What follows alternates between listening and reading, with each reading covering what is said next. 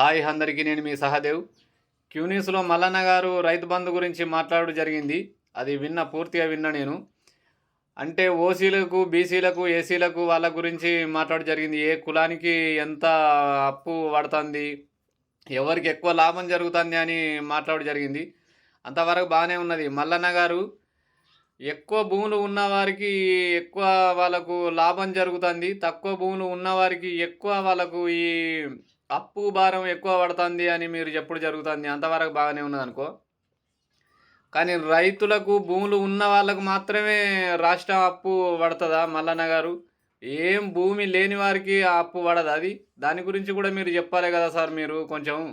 భూమి లేని వారు కూడా బాధ్యులే కదా సార్ దానికి. వాళ్ళు గవర్నమెంట్ చేసే అప్పుకు ఆ అప్పులు పెద్ద కుప్పలైపోతున్నాయి. అందరికీ జాగలు లేని వాళ్ళకు, పేదవాళ్ళకు గూడా ఆ అప్పు మన మీద పడతా ఉంటది. అది గూడా కొంచెం పేదవాళ్ళు ఎందరో ఉన్నారు.